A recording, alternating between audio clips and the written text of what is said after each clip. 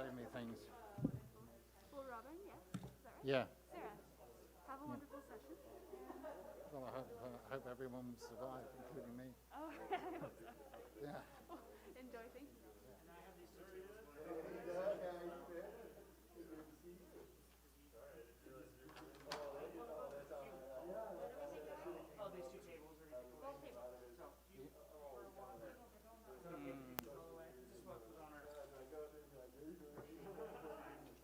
As long as I get one something somewhere to put my stuff on, I don't care.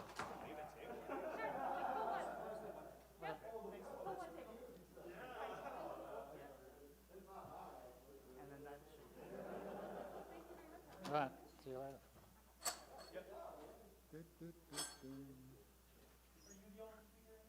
I am, sir. Yeah.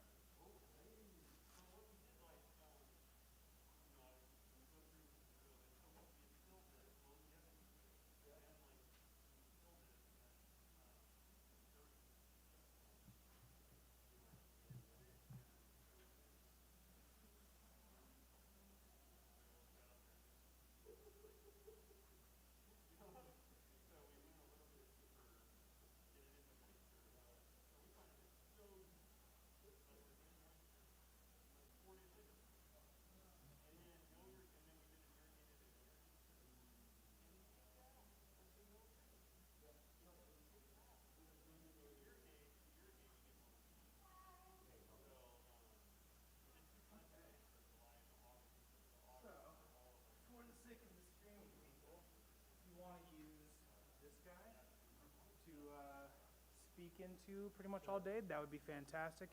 I will be monitoring, so if you happen to go off, I can come on and grab the webcam audio instead. But yeah, that'll be the best one for No, pretty much I mean, I'll just hang out here.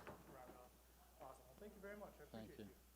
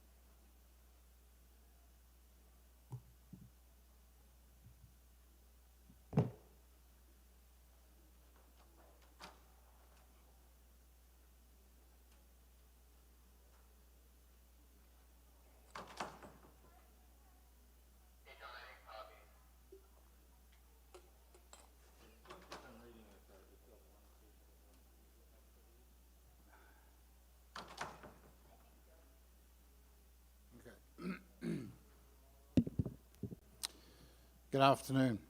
A quick word of introduction, first of all. My name is Robin Hones. I'm the owner of Cascadia Greens, and I'm also the owner of One Frog Hydroponics. And Cascadia Greens is a mixed vegetable grower. We grow and we sell to farmers markets primarily.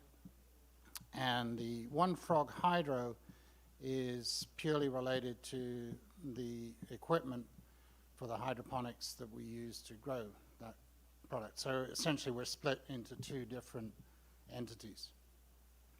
Up there I've got an email, I've got a cell phone, text. If anyone wants to get hold of me after the presentation, please feel free. You can grab me afterwards, whatever way that suits you is fine. What I would like to do is I'd like to go through the presentation relatively quickly. I've got a fair number of slides to get through. I would be happy to take any questions.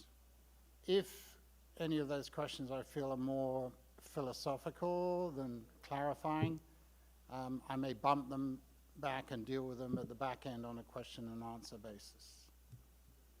Is everybody fine with that? If so, well, let's get going. So the you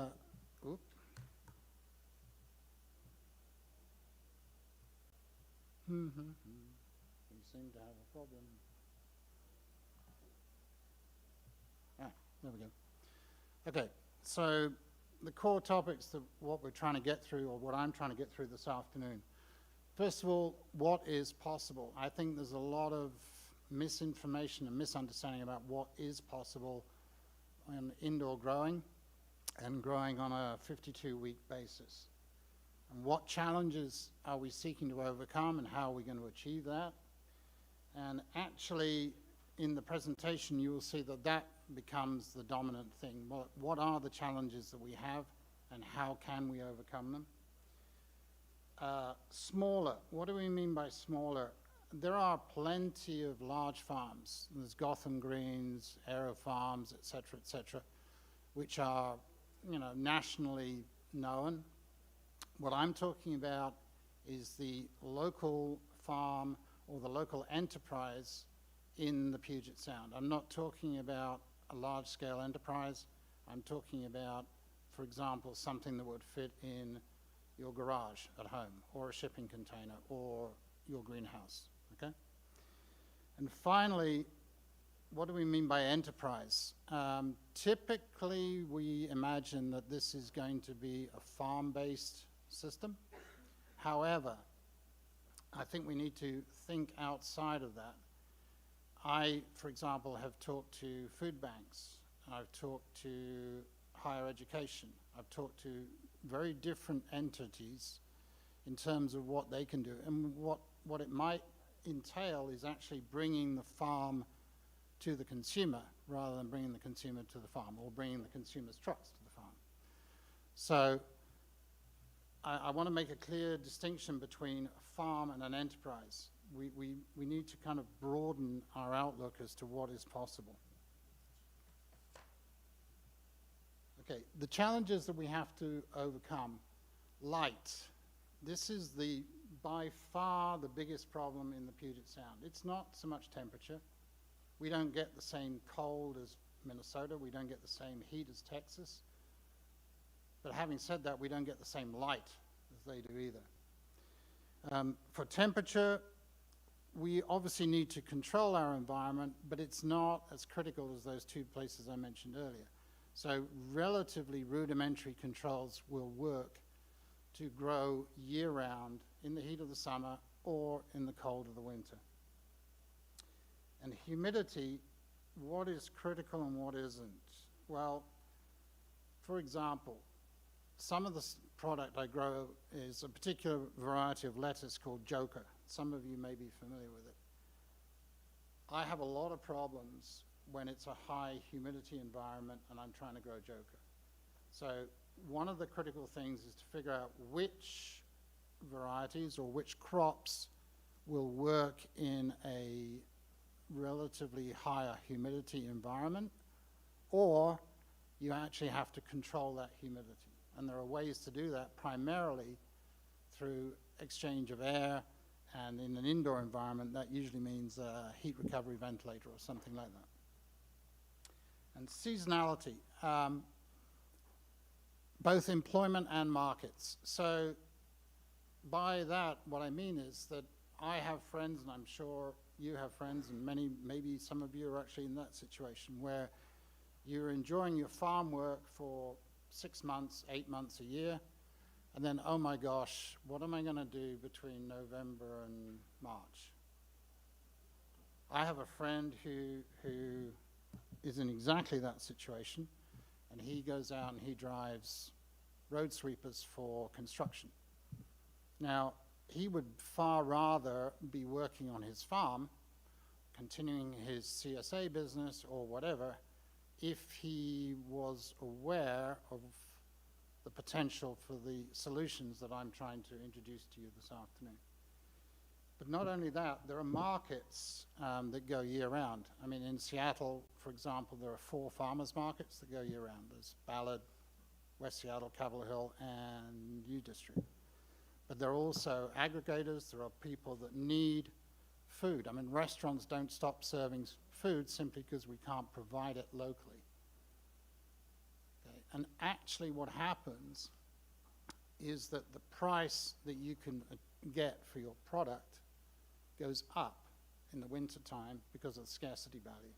Okay? So lettuce, for example, can be 50% higher at the wholesale level than it is in the summer. Okay? So those of you that are familiar with Elliott Coleman's work may recognize that you can actually flip the year. You can concentrate your business into the more difficult times of the year, the winter, and actually take a break and enjoy the Puget Sound summer. That's an option. Okay, I need to speed through this. We need to understand some light definitions, because most of the stuff you'll hear about light, frankly, is garbage. So I want to be, it gets a little bit technical, but I just want to shoot through this. Photosynthetic active radiation, PAR and PBAR, are very, very similar things. Basically, they're measuring the spectrum of a given light, okay?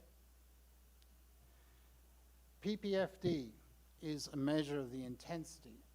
So basically, it's measuring how much light is falling at any given instant on a flat surface. And the most critical thing is DLI, daily light integral. And the reason for that is it's like, imagine a rain gauge for light.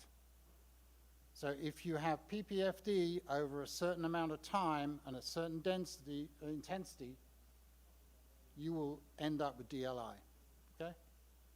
And that is what is critical because, for example, lettuce requires, let's say, a DLI of 11. Tomatoes require maybe a DLI of 22. And if you're growing cannabis, maybe 33. It's in that sort of dimension.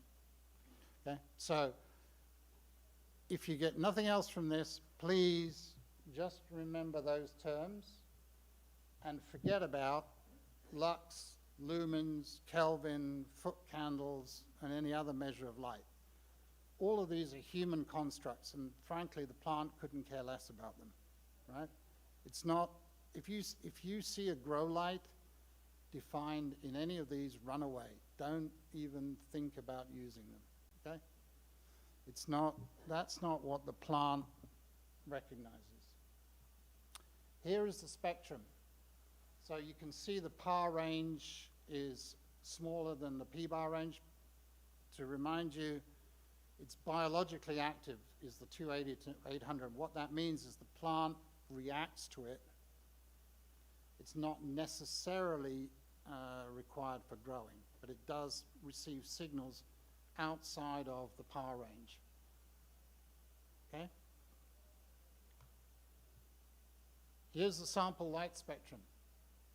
And you can see it's heavy on the blue and heavily on the red. So not surprisingly, you will end up with what's called a blurple light. it looks that sort of pink, blue mush, okay? Might be effective for growing a plant, not so effective in your living room. And this is an example of what I mean by plants don't care about the light that we care about. And what we're trying to do is we're trying to grow plants. So we need to be aware of what spectra are going to be the most efficient for growing a plant. Now, there's a lot of academic discussion about the difference between that light and this light. And the difference really is obviously in the middle. And the difference, basically, this light will end up looking to you and I as a white light. So on the one side, there are people say, yeah, there's some wasted light there because it gets reflected back. That's why plants look green. The green light is being reflected back. But I promise you it's a much more comfortable working environment if you're working inside and your plants are lit with a white light than if it's lit with a blurple. So when you see spectra listed, I hope that at least in the future you will understand what is going on, why they are listing these spectra, and why they might be important. Spectra are important for several things. So, for example, the blue produces short nodes. So, for example, if you're growing basil, it will produce a much tighter plant rather than a much lankier plant. It will also affect the coloration, and it will also affect the flavor, particularly in basil, and so I'm told in cannabis. But that's an area that I don't know too much about. But certainly the spectra can impact the flavor, the color, and the growth pattern. So this is not just marketing BS. It's actual. There is an actual impact. Okay? Here's a PPFD data sheet. When you look at a light, this shows the difference between 24-inch and 12-inch. Obviously, when the light is closer to the plant, you're going to get a higher intensity, and that provides the number. So, for example, in the center there of the 12-inch, maybe you can't read at the back, but it says 322. So that 322 is then multiplied by the number of hours you're running the light, by the number of minutes, by the number of seconds, and then you divide by 1,000,000, and presto, you get your DLI. Okay? I don't expect you to remember all of this or even take notes. I just want to make sure that you understand the concepts that I'm talking about. So we're talking about spectra, which is measured by PAR and P-bar. We're talking about the strength of the light, which is by PPFD. And then finally, we end up with DLI. And this is the annual DLI in the United States from outside, okay? Now, if you look in the Pacific Northwest, you can see something immediately, which we all know to be true, okay? We don't have a lot of light, at least on average.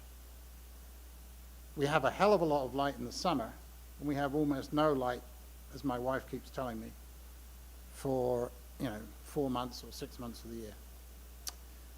And, if you look at it closely at the legend, you can see that, for example, Phoenix probably has double the annual DLI average that we do. And bear in mind, this is the annual. If we look at February, it's pretty grim, frankly. And bear in mind that this is not December, which is the least amount of light. This is February, like 2 months the other side of the winter solstice.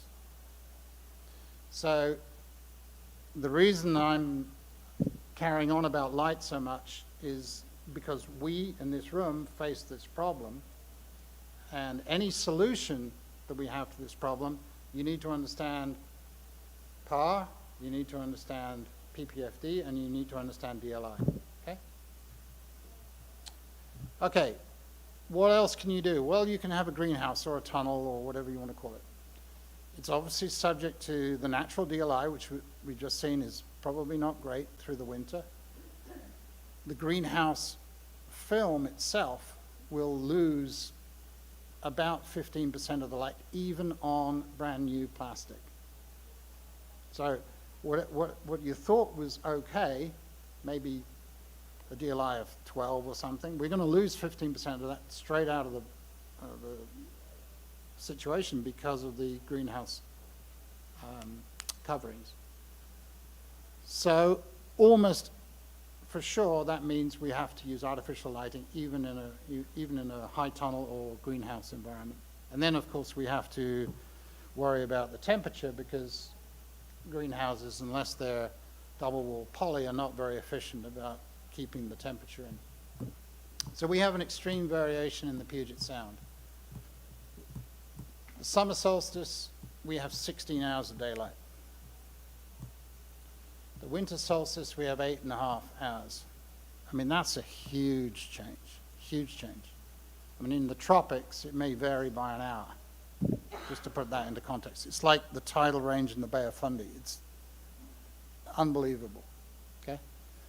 Difference being 7.5 hours. Okay, that means it's great for us growing in the summer, not so good in the winter. However, it's actually worse than that, believe it or not, because we have a sun angle. So the noon at winter solstice is 19 degrees. The noon at the summer solstice, it's 66 degrees. So 19 versus 66. This is a huge change. And,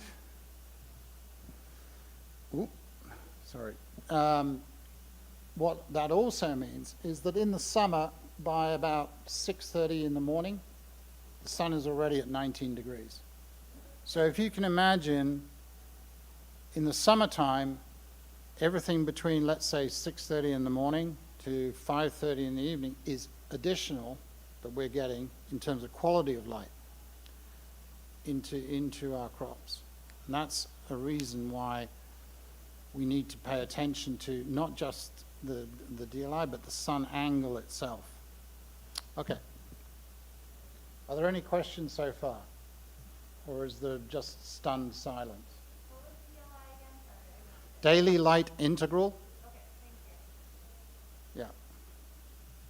Yeah. And by the way, I mean, if anyone wants to have a copy of this presentation later, just email me and I'll send you the copy. Temperatures, I think we all know that optimal ranges vary by crop. We also know that optimal ranges vary by growth. It's very much a secondary concern for indoor growing, in my opinion. Light is by far the most important thing. I have prototype systems inside a double garage with no temperature control, and I was able to grow. Ideally, no, but I was able to grow. Whereas without light, you can't do anything. Solutions are now available, and the analogy I want to make is Teflon, the non-stick surface to your frying pan, was developed as part of the NASA program. A lot of the solutions that we have to grow indoors has basically come out of the marijuana industry. So the nutrients, the lights, the airflow controls, all of those kind of things have come out of the cannabis industry, and it's really, they have had the money, and they have been able to drive the research and the development for that. Okay. We have a choice of formats. We have the greenhouse tunnel. We have indoor, for example, a garage or a shed. And what is popular as a pre-built system is a standard shipping container. The standard shipping container is exactly the same ones that you see rolling down the street or rolling down to Harbor Island in Seattle. And basically, those can be insulated on the inside, decked out with environmental controls, and provided you have an electrical hookup, you're good to go. The water requirements are minimal. You know, if you have access to a hose bib, you're done. That's all you need. The big issue is getting power.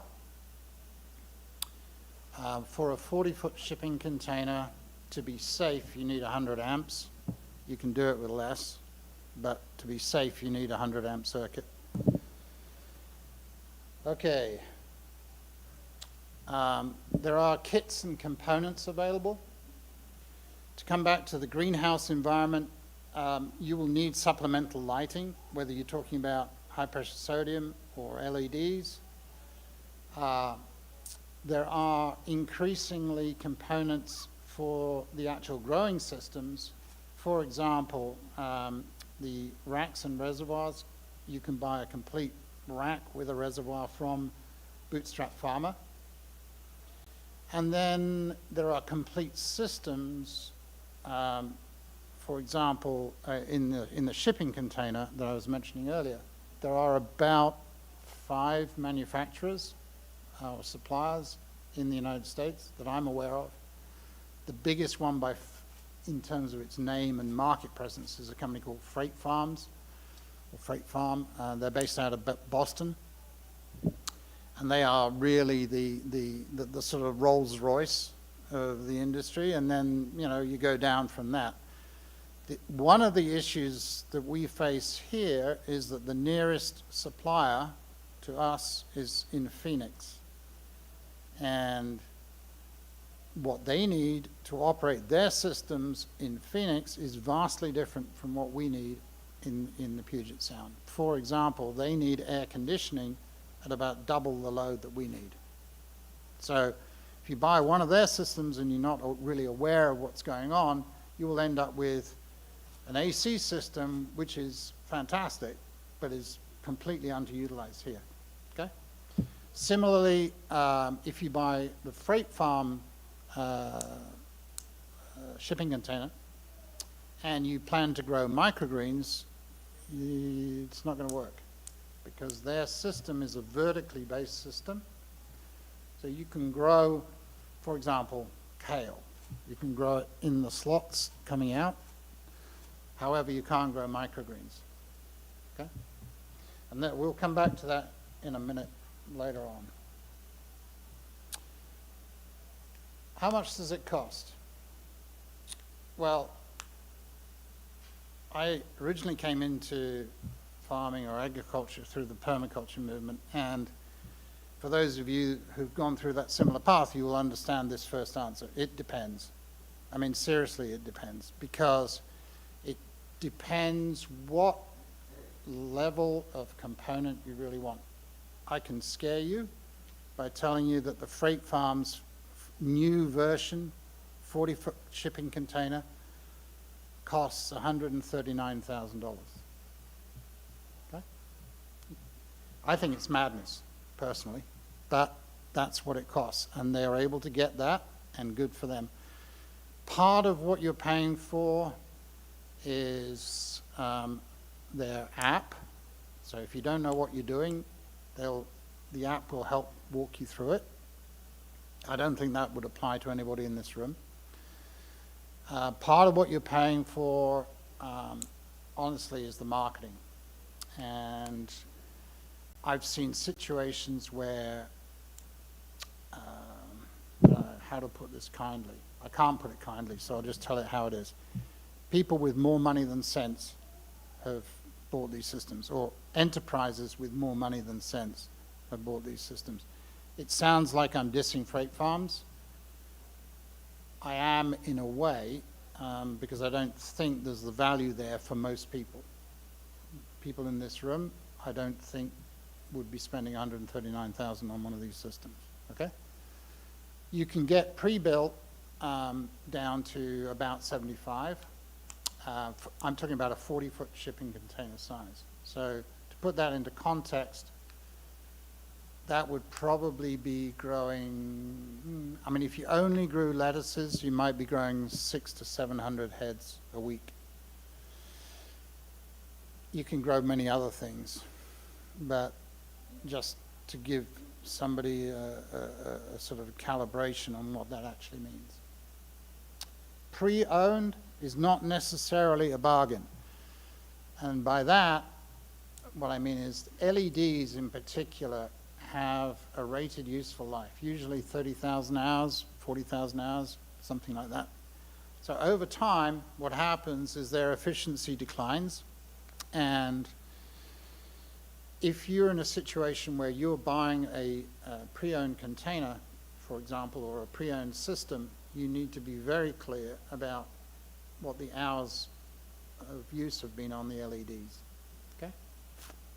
The original Freight Farms model came with a proprietary LED system, which made it even worse because you can't actually reuse you can't replace those lights when they're ready to go. Okay, where are we? Let's see what's coming up next.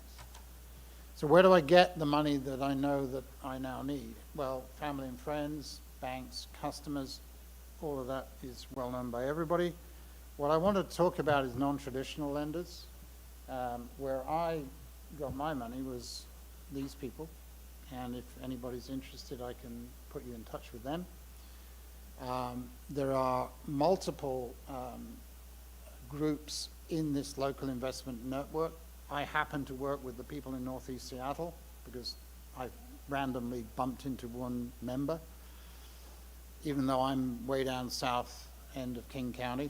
And geography is not really important, but they are very interested and active in supporting the type of enterprises that could be represented here in this type of conference. So it's not just green, it's not just agriculture, it's food service generally. And they are like a micro lender, and they will lend to you personally, not to the business. And they tend to lend on relatively attractive terms. So in essence, you can, obviously if your business has been established, you can go to banks, friends and family, yes, customers, maybe. I went this route because the other three were not really appropriate for what I was trying to do. And I've had a very good working relationship with them. There are others. If you need a contact, reach out to me and I'll put you in touch with them. Okay, any questions so far? Okay. I want to go through what I've done, share my experience so that you can avoid some of the mistakes that I made. I guarantee you, if you do it yourself, you will make your own mistakes. And that's good, because it's a learning opportunity. I've had lots of learning opportunities, and some of them I will pass on to you this afternoon. Start small. That bar I got right. I have a half-scale prototype set up in a double garage in the middle of the woods in sunny Enumclaw. And by half scale, what I mean is it's sized to be constrained by the same dimensions as inside a 40-foot shipping container, but it's only 20 foot in length. So I'm replicating the whole systems, I'm replicating the workflow, I'm replicating the ergonomics, but I'm doing it at half scale. There are issues which I did not expect from the shed and garage system. There are two principal issues. The first is controlling the environment for temperature and humidity is, I wouldn't say impossible, but it's very difficult. And generally speaking, if it's hot outside, it'll be cooler in, and generally speaking, if it's cold outside, it'll be warmer in. So that part is good, but it's certainly less than ideal. And where I'm doing it, this is a very old garage. It's got more holes in it than cheese, Swiss cheese. And needless to say, the attraction of, say, sunflower seeds is almost irresistible to some of our smaller rodents. And so I've had an interesting time dealing with that. One of the reasons why I want to move to the shipping container solution is to avoid exactly that kind of problem. Racks. There is a rack, and I'll show you the picture here. These are called Regency shelves. They are used in commercial kitchens, and you can get them different lengths, you can get them different depths, and these days you can get these black trays, float trays, whatever you want to call them, pre-built to fit those racks. What you may not realize is that those racks are 4 feet long. But most of the regular trays that you will find on the market are either 4 foot interior or 4 foot exterior dimensions. Either one is not going to fit inside that 4 foot rack. So you have to buy a very specific tray from Botanicare if you want to go this route. This is actually an image taken off the Farmer's Friend website, because they're selling one of those whole racks as an individual unit. So you can buy that rack, plop it in your garage, try things out, see how it works. So that's what my system looks like. I have, I guess, about 8, 9, 10, 11 of those racks now in my system. And basically what it is the box at the bottom acts as a reservoir. It goes up. The Farmer's Friend system is slightly different, but it all works basically the same. So you're sending your water up to the top, and it's coming back down depending on how you design the system. And each of those trays will hold 4 1020 flats. So if you've got a 5-level system, like the one I'm showing there, that means, excuse me, in one of those racks you can hold 20 of the flats. You'll notice that they have some air circulation fans there. These are actually intended for computer cooling, but they provide the airflow over the crops, which is necessary unless you have some mega HAFs like running down the middle of your walking area. The lights we've already talked about, but depending on what you're trying to grow, you need different lights in the system, and depending on what you grow, you may want to change the spacing on those racks. Okay? Obviously microgreens need less. If you're growing something that's going to be 12 or 16 inches, you're going to have to create that space. But one of the adjustments that you have to make when you look at this kind of system is you have to adjust from looking at it as a 2D problem, how do I lay out my greenhouse, to a 3D problem. Okay? And there's more variables involved in the whole process. I have 3 different systems. The reason for those 3 systems is primarily because I like to experiment. If I'm honest, that's the real reason. The official reason is because I'm prototyping each of those 3 systems, and I'm trying to figure out how to get each of them to function appropriately in that system. So microgreens, you need basically a relatively shallow distance between the plant and the light, because they're fairly small and you can move them in and out again. Basically I use 10-20 trays, and I have them bottom watered in those big flood trays, and my system will automatically do that, set on a timer, and theoretically it works perfectly. In practice, not so much, because what happens is sometimes some root or some seed or whatever will get into the system and will cause a backup, and then you have an issue that you have to deal with. So beware of automation. I mean, I love automation, but there's a saying that, you know, the best fertilizer is a farmer's shadow, and I think that applies in this system. So if you think you're going to be able to have a system like this and turn a switch and walk away and come back in a week, I think you might have a surprise. Yeah, Can you go back 2 slides? sure.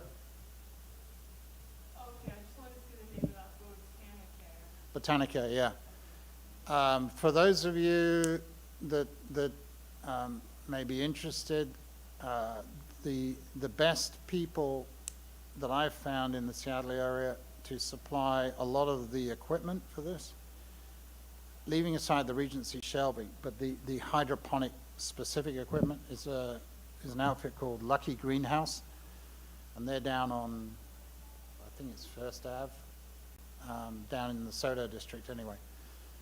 And again, I mean, if you have problems finding them, shoot me an email or a text and I'll tell you where to go. They are not easy to find. But once you found them, you won't forget where they are.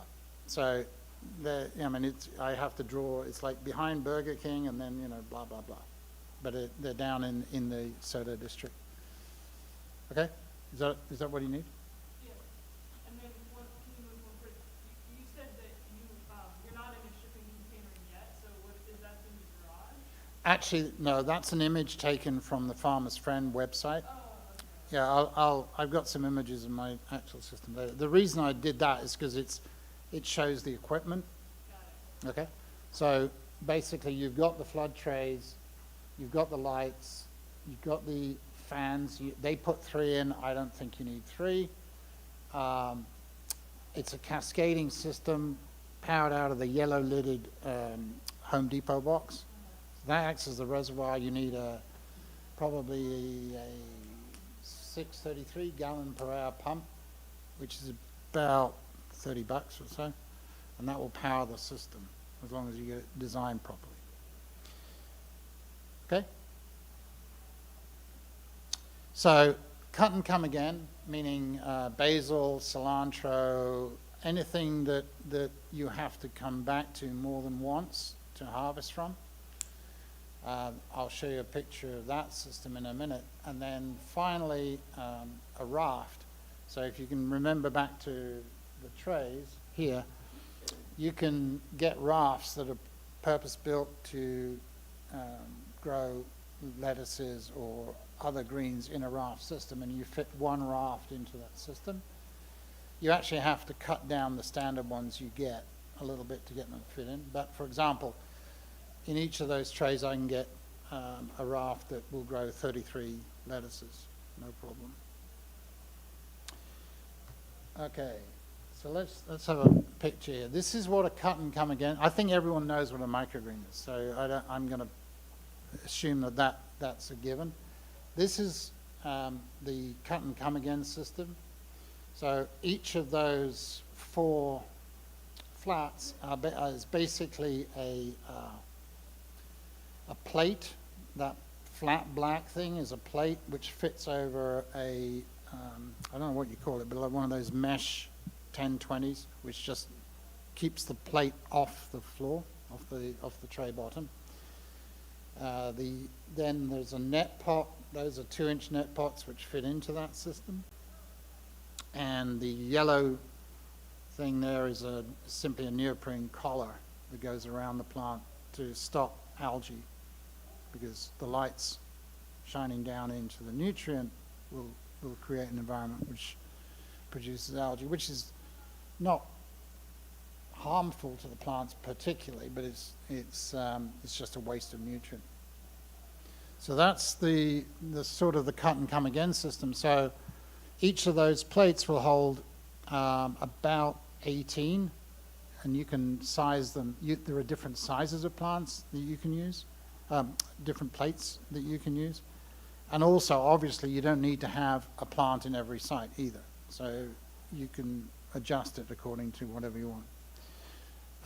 This is growing some Asian greens. There's a lettuce that's snuck in there in the middle, but the rest is Asian greens. And that's growing on the raft system. And then these are the lettuces growing in the rafts. I'm sorry it's got the dark bars. That's electrical interference on my phone camera. But you can see in the center there's a missing lettuce, and you can see actually the hole or the site that the lettuce fits into. It fits into a beveled square hole. So if, for example, I use a standard 128 cell 1020, so you just take it out of the 128 cell 1020, and then plop, goes straight into that. And then it goes on from there. The critical thing on a raft is to make sure that all of your plants are at the same stage of development, because if you put plants in there which are at a different stage of development, the laggards will lose the race against the others. And the system I use with these is the Kratky system, which you may not be familiar with, but basically what it is the raft is stationary. It doesn't float. It floats in the beginning, but thereafter it doesn't go down with the water level. And the roots basically chase the nutrient water down over time. And I always end up with an inch or so at the bottom when it's time to harvest the lettuces. Okay, pumps and timers, we need that. They're fairly easy and fairly cheap to come by. Lucky Greenhouse is a good place, or any, depending on where you are, your local hydroponic store. Nutrients, you can use organic or conventional. And maybe in the question and answer session, I can explain what's going on, at least what I understand to be going on in the organic world in terms of what can and can't be done. But there are organic nutrients that you can use, and I've used them. The conventional ones you can buy literally almost pre-mixed nutrients off Amazon easily. So that's not very difficult at all. You need to have some meters. You need to have a pH meter, but you particularly need what's called an EC or TDS meter, which basically measures the strength of the nutrients in your mix. Okay? Where do I get my lights? Active Grow LED. And if you go on their website, they have started a series of YouTubes, and the first one is already up, and they needed a talking head to talk about plants, so guess who they got to do that. So if you don't have enough of me this afternoon, you can watch that for 15 minutes, and then you really have enough of me. So anyway, Active Grow, they're good people. They're based in Kent. They design their own lights. The lights are actually manufactured in China. However, they control everything from Kent. So they're very local, very accessible. When it comes time to considering your build, I think there's some things that I would suggest that are important to look at. The first of these is, what market are you trying to serve? Sounds obvious, but that's not necessarily the first question that people look at. So, for example, I have a friend who has a CSA that he runs from late May through Thanksgiving. I think that's a fairly typical time spread. And what happens is he then, in effect, drops them for 6 months, and then, 4 months into that 6-month period, he goes, oh, by the way, I'm still here. Can we do something next year? And maybe 70% sign on again, but there's always going to be this churn, right? Whereas if he was able to offer a winter CSA to a reduced subset, but keep the contact going, that's I think, valuable. But that's just simply one example of what I mean by a market you're trying to serve. You might decide, no, I'm going to specialize in purple basil. And I'm going to be the purple basil queen of the Puget Sound, and I'm going to sell to restaurants. There's a gazillion use cases out there which you can follow, but it really depends on what your passion is and what your business parameters are. Dollars and time. These systems, there's a significant upfront capital cost, which you can defray by using a good lending source. Excuse me. The actual operational costs are actually not high at all. I mean, bear in mind that you obviously have to have electrical power. Just for sake of comparison, it's about $30 or $40 a week that I pay for my half-scale system. So in a full 40-foot shipping container with environmental controls, you're probably pushing 100, but just for context. The biggest cost still, by far, is going to be labor. So it totally depends what market you're trying to serve and what crops you're going to grow. If you want to grow lettuces, you can literally almost seed them, plant them, and walk away. And they will just continue to grow because the systems don't require pumps, they don't require reservoirs, those don't get blocked, and so on. And the labor cost is minimal. On the other hand, if you want to do microgreens, there's a lot of labor. And it's attractive because it's high revenue, but it's a high labor. So it depends on the context. Some use cases by business. I mentioned my friend, the traditional farmer. We'll call him Henry. Not because his name is Henry, but we'll call him Henry. He's looking at year-round income, not an 8-month income. Or he's looking at market continuity. He wants to continue to engage his CSA customers throughout the year. Food banks. I've actually had conversations with 3 different food banks now. And none of those has actually materialized in anything yet, but I'm still hopeful. Basically, what I propose to them is they have volunteer labor in the food bank. That volunteer labor, they should be offering a benefit to that labor, in my opinion. And one of the benefits they can offer is in training in specifics. So, for example, in this case, indoor growing, plants, hydroponics, whatever you want to call it.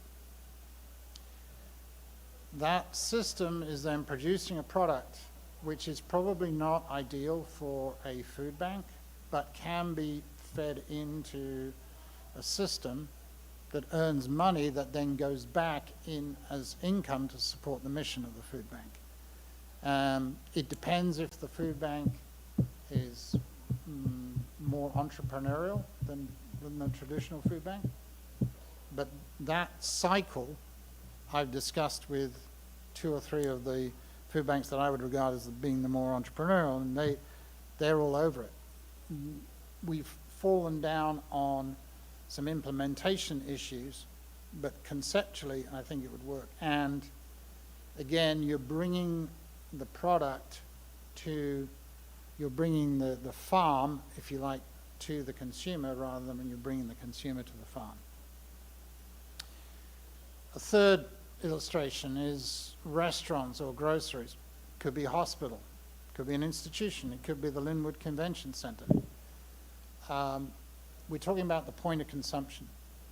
So, for example, a restaurant could have a system in their garage or in a shipping container outside or whatever, which produces product entirely for themselves. If they want to specialize in shiso, for example, you can grow shiso all day long in these systems. and that removes all the issues that you have of getting fresh shiso in the system, in the general, in the standard food system.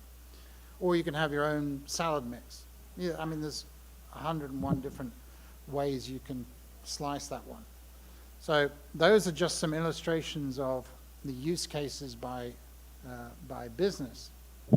But use cases by crop, I mentioned earlier that microgreens, high income, high labor. Typically, they go to restaurants rather than into the retail trade. So it depends, again, what your particular business model might be.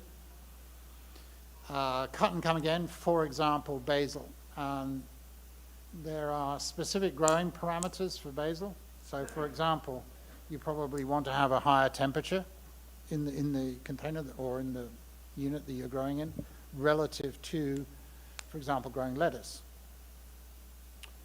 And then you run into other issues. So, for example, specifically with basil, you have a period where the outdoor growing is going to flood the market. So let's say late June to early October. We'll call it July to September. So you probably want to think about something that you can replace basil with during that 3 or 4 month period. For example, arugula or cilantro, or things that don't grow so well outside during that high heat of the summer. Okay? And the advantage is you can control day length, rack by rack, in fact even level by level within the racks if you want to. It's a question of how many timers you want to have. That's all it is. And a timer is $15. And I've never had a timer fail yet, you know, in 5 years or whatever. So it's a minimal investment. Yeah. So, and then lettuce, prices are higher in the winter. Wholesale, I'm talking about a wholesale price. So about 50% higher in the winter for wholesale lettuce. Humidity is the enemy. I mentioned before I have a variety called Joker, which is a Joker. It's a beautiful lettuce, but it has a problem in the humidity. So you need to be able to do a better job of controlling the humidity than I would be able to do so far. Sure. Is the result of that pathogens or bacteria? What seems to be the issue is that first of all, the problem when I talk about lettuce, I'm talking about specific varieties. Okay, Joker being one that's like stuck in my head, and the problem is that the manifestation of the problem, let me put it that way, is that it rots from the center of the lettuce. So after about 3 weeks in the system, you find that it's sort of gone on this sort of moldy black in the center of the system, in the center of the lettuce. And it does not seem to be bug insect related. It's more of a pathogen or fungal problem. And what I've done to try and mitigate that is several things. First of all, are you familiar with a product called Xeritol? Xeritol is an organically certified, is somebody familiar? It's organically certified fungicide.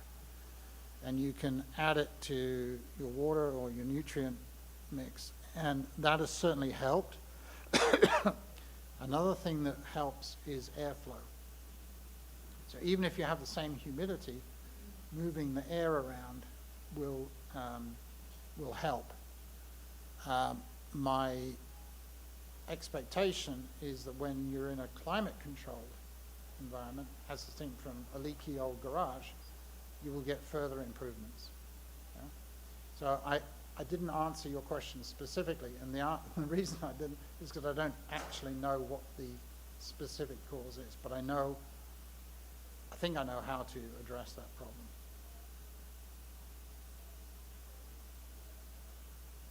Okay, let's scoot on. Why would we want to do this? Well, are we going to feed the world? No. But I think there's a significant opportunity for us to extend the season from a farm perspective, or find new markets by putting these units at a point of consumption, whether it's a restaurant, a grocery store, a food bank, a hospital, or whatever it may be. At that point, we are hyper-local, because literally people are going out of the back door of their restaurant, and they're going straight into the unit, the garage or the shipping container or whatever it may be. It allows us to niche down, and by that what I mean is we can grow, for example, we could grow basil 52 weeks a year in a very standardized environment. So we are able to, if you only wanted to grow, or you had a market that would accept you only growing Thai basil, for example, you can literally dial in the humidity, the temperature, the day length, everything that's nutrient strength, the whole 9 yards can be dialed in for that specific product. Excuse me. I like to experiment, so one of the things I try to do is I always try to reserve 5% of what I'm growing, as I don't know if this is going to work from a growing perspective, and I don't know if it's going to work from an economic perspective. So you can start by having a more general, what I would call a farmer's market or CSA type of range, but when you are experimenting, you will end up finding particular things that grow well in a hydroponic indoor system, and that you have a market for, and you can develop that market. I have 2 crops where that is becoming apparent. One of them I'll share with you is shiso, which is, I don't know if you're familiar with shiso. Is part of the mint basil family, but it's basically the green vegetable, the green leaf, that if you go in a sushi restaurant, you'll see the sashimi placed on that leaf.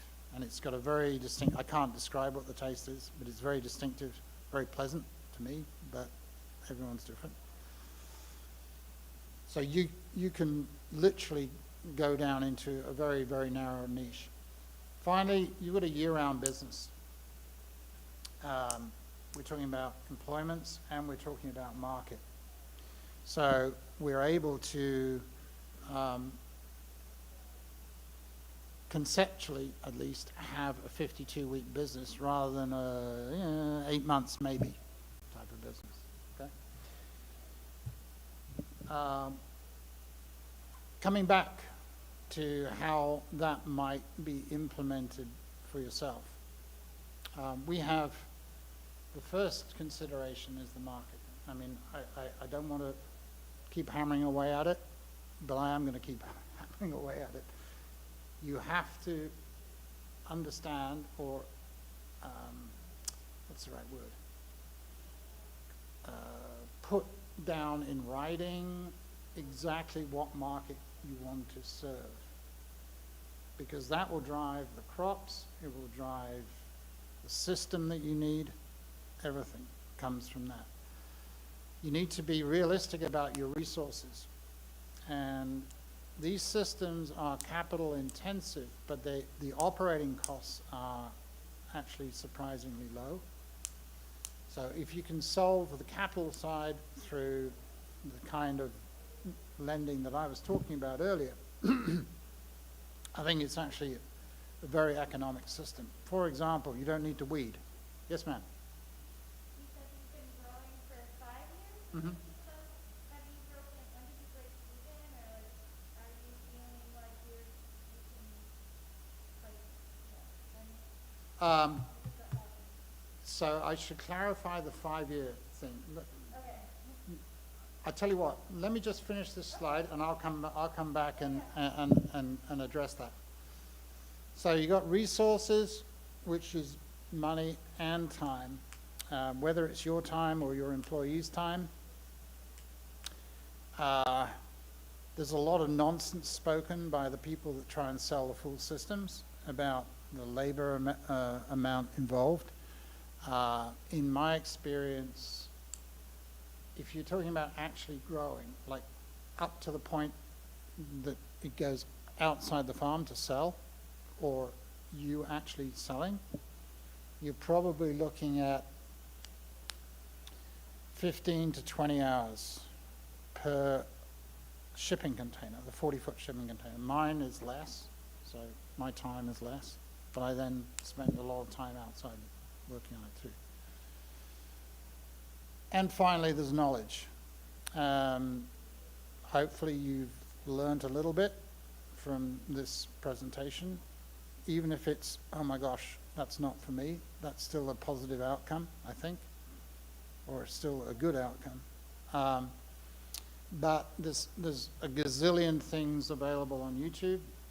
I know because I've watched them all. There's also resources. I'm available. And I'm happy to help in any way I can. Let me come back to try and address your question.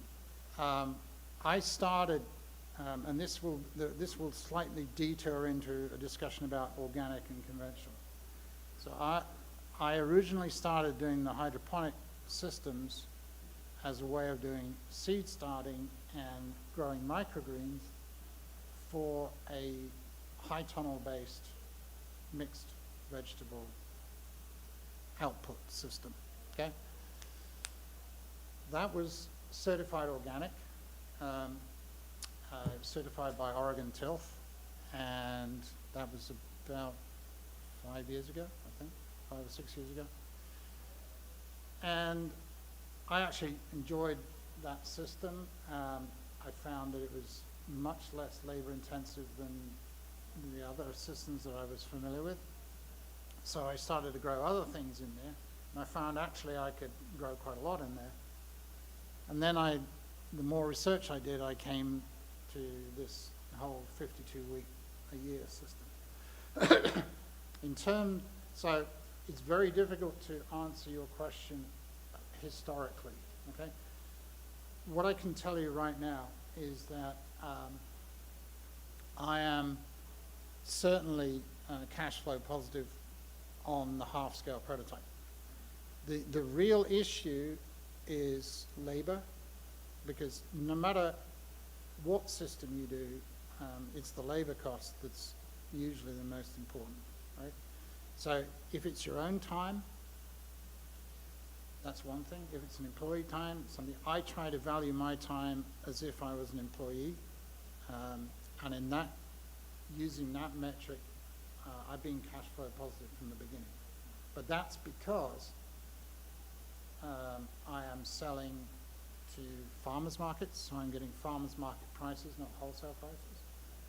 And it's also because of the mix of product that I got in there. So these systems can be cash flow positive from the get-go. So for example, the 40-foot shipping container that I will be moving into in January, I want to say it's about $400 a week to operate, to pay the loan, to have the electrics, and everything else. The labor is on top of that, okay? So it's, you know, based on where you're selling it, you can figure out how much money you can make out of it. I am very confident that I will make money out of my system based on my markets and my crops. I think the easiest thing to do, honestly, is to really assess what the market you're trying to address. That's absolutely the first point. When I say market, I don't necessarily mean farmers market. So in fact, I would almost say that unless you're in a year-round market, like I'm at Capitol Hill and I'm about to start in Utica Street, unless you're in one of those year-round markets, you're kind of wasting the year-round capabilities that you have here. With this year-round capability, you want to be talking to people who have a year-round demand. It could be a year-round farmer's market, but more realistically, it's also going to be restaurants or institutions or wholesalers or aggregators or whatever. So you can talk to Ed at the Puget Sound Food Hub, or you can talk to Austin at Farmstown Local, or, you know, you can talk to all these people and figure that part out. What I would generally say, though, is the prices that you will get are better in the winter than they are in the summer, for obvious reasons. You're not competing with anybody else. Yes, ma'am? Can you speak a little bit about using this type of indoor system to start seeds for Yeah, sure. transplanting into a garden? Because I think most folks with access to a high tunnel or a greenhouse will be starting in that system. But for those of us who are apartment living or townhome living and we don't have access to that type of structure, like can we start our seeds exclusively indoors in preparation to transplant them outside? That's exactly how I got started in this whole thing. Okay. So let's just scoot back here and I'll show you. This one. Yeah. So each of those trays can hold 4 flats, 4 10-20s, okay? So depending on how many seeds you want to get started and how long the germination process is and how long the process is from germination to transplant, I mean, you can calculate what your need is. The one thing I'd say about seed starting is seed starting for outdoors tends to be very seasonal. Right. Like it, you know, starts From up- mid-February through, let's say, June, July. Yeah, because you're starting mid-February with the intention of planting in April. Right, right.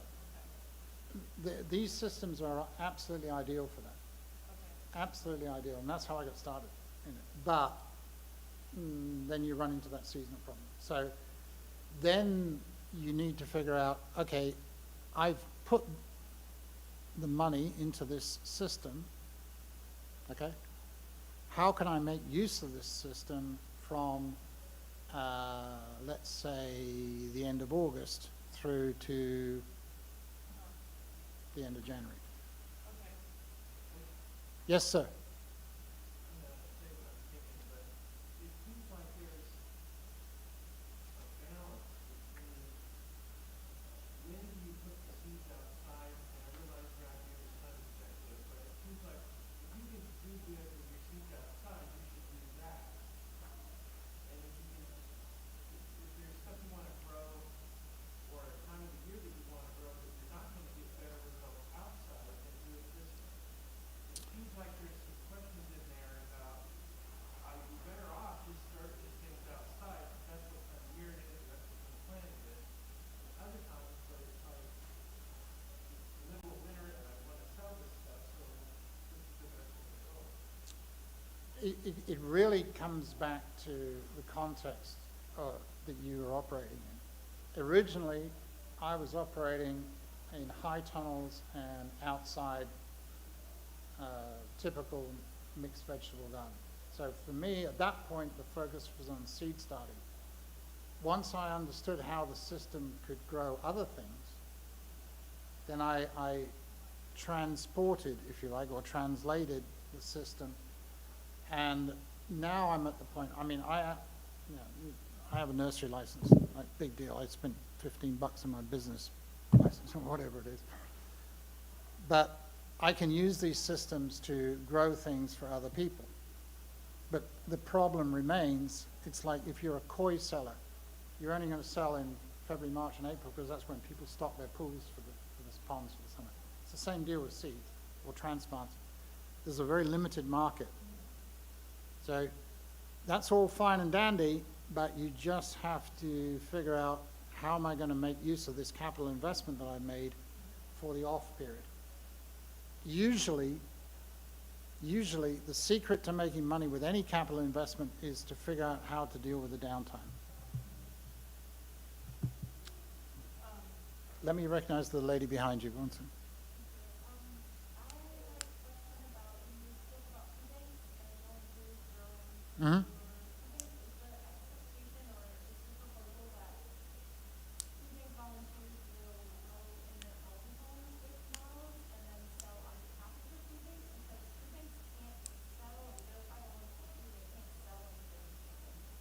No.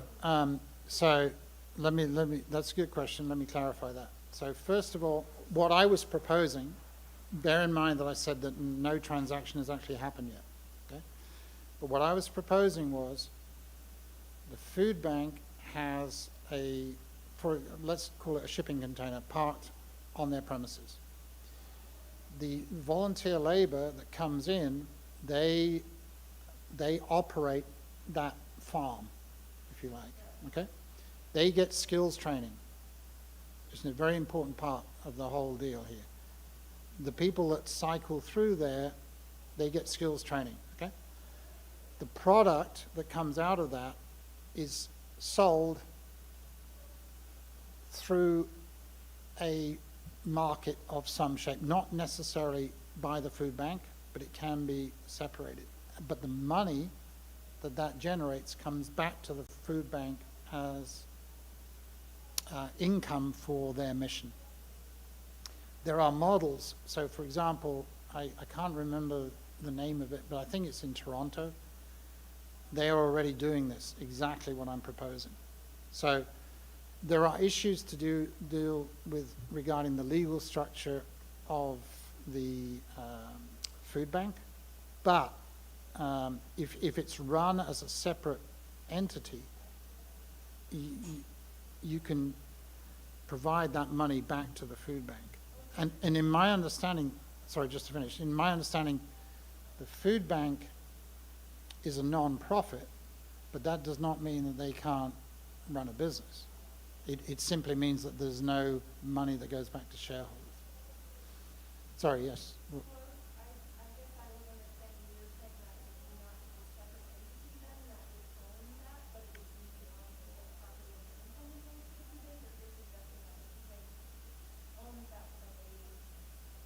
Either way, whatever fits, because there are particular restrictions that an individual food bank may be operating under. Okay, so what I'm simply trying to do is connect the dots, right? So you've got volunteer labor, which in many cases could use skill training. They operate this system. That system produces goods, which then can be, for example, I could buy from them, and I would just make a donation to the food bank. Okay? That makes sense to me, that benefits the individual that purchases that as a donation, because that's not them that you can sell anything. We have fundraisers in forums all the time as a 501c3 that we sell products. Right. We can, and we have a 4-H club, we could have our own garden and grow produce and sell it. And Can't. you can't give it back to the shareholders. What do you do with that money? If all that income is going back to the program is totally. So exactly a similar situation. My boys were all in a Boy Scout troop, and we used to sell Christmas trees. Exactly the same situation. The money from the Christmas trees went to fund all the programs within the Scout troop. There was a question from the back. Yes, Gail, are you shutting me off? Okay.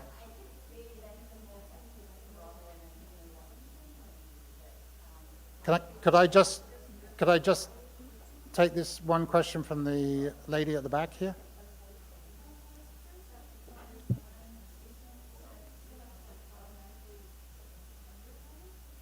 I'm sorry, could you start that one again? Yeah. This one you mean?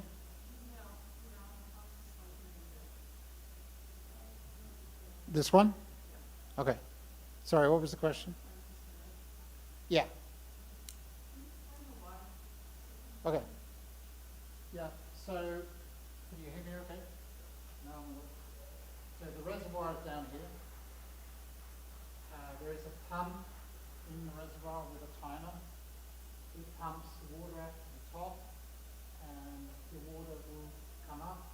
It reaches a certain level and it hits a siphon, and it automatically siphons down to the next level, which then, you know, you ever seen those things at weddings with the champagne pouring and the cascades down? It's kind of like that here. Yeah, that sort of thing. Their system is slightly different to mine in terms of how they implement the irrigation. It's almost like we were separated at birth or something. You've ended up with the same system, but they're selling it commercially. They're selling it, I think it's about 2,500, 2,700, I think, for this whole system with the lights and the pumps and the rest. You do it yourself. You can do it for about $2,000. Yeah. Can you speak about the lights? Are you trying to replicate, you know, night and day, or are you like having them on for say 16 hours a day and then you turn the lights off, or are they all just on 24 hours?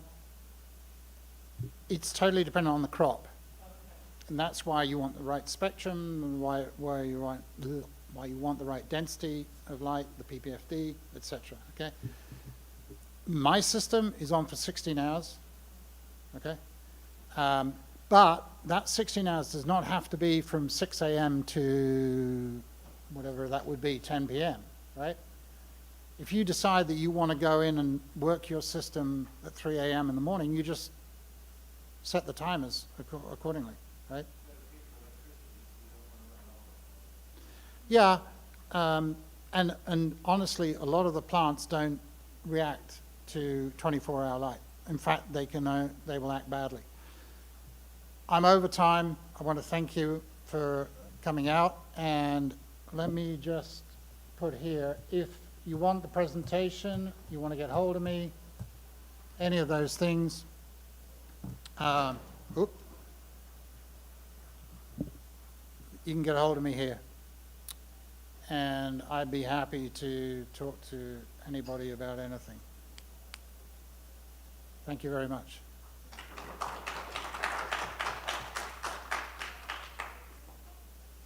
Notice by now that it's great filling your evaluation forms, your feedback, you've got great.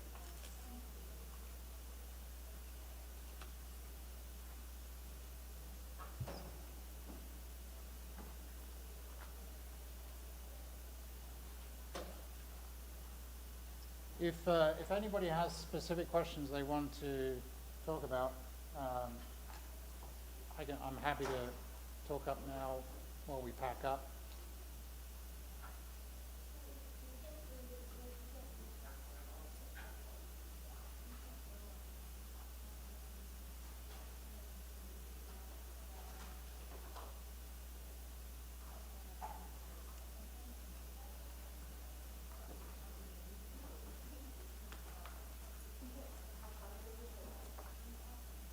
Hi, Robin.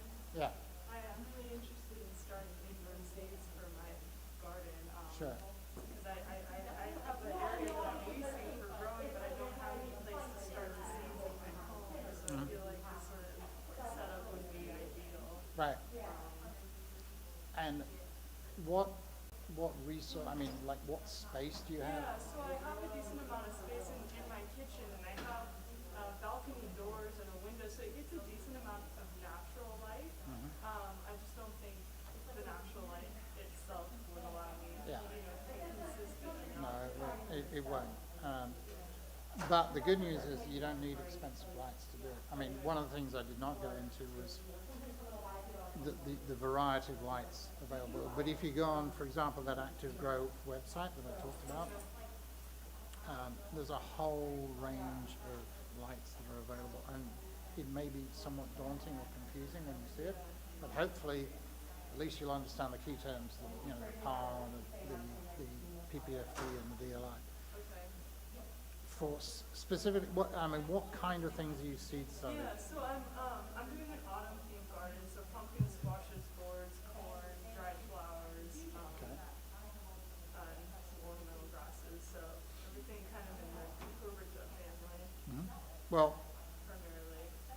when would you need to start your seeds? Yeah, so that